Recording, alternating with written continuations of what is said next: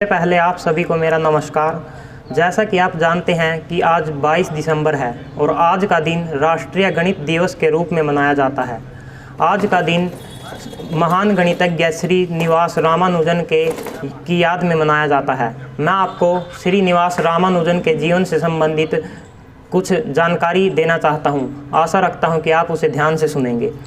गणित के महान विद्वान श्रीनिवास रामानुजन का जन्म 22 दिसंबर 1887 को वर्तमान के तमिलनाडु के इरोड शहर में हुआ। आरंभ में वे स्वयं पढ़कर सीखने वाले व्यक्ति थे।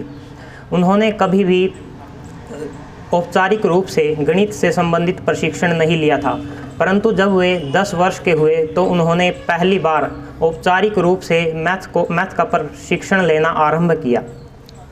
उन्हें स्कूली जीवन में अनेक प्रकार के प्रमाण पत्र तथा अकादमिक पुरस्कार प्राप्त हुए।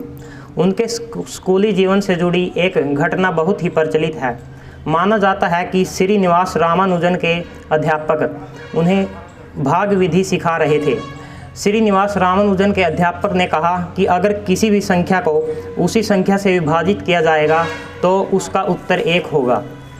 अर्थात अगर 1000 विद्यार्थियों में 1000 केले बांटने हो और केले बराबर रूप से विभाजित करने हो तो प्रत्येक विद्यार्थी के हिस्से में 1 केला आएगा।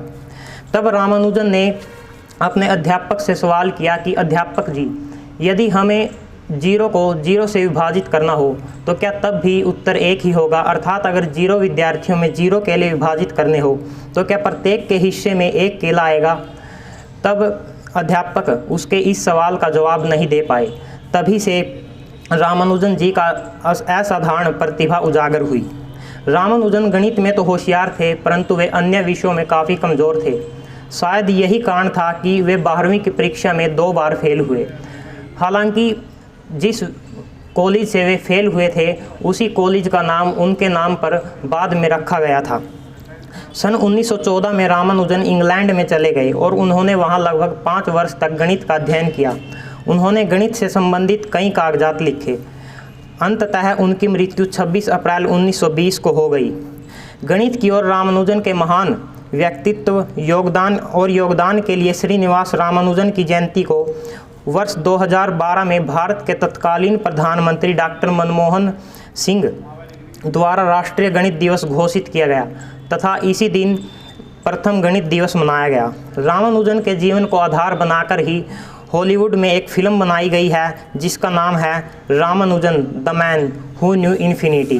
दोस्तों, गणित हमें यह तो नहीं सिखाता कि नफ़रत को कैसे घटाना है और प्यार को कैसे जोड़ना है, परंतु गणित हमें यह ज़रूर सिखाता है कि इस संसार में हर समस्या का समाधान मौजूद है।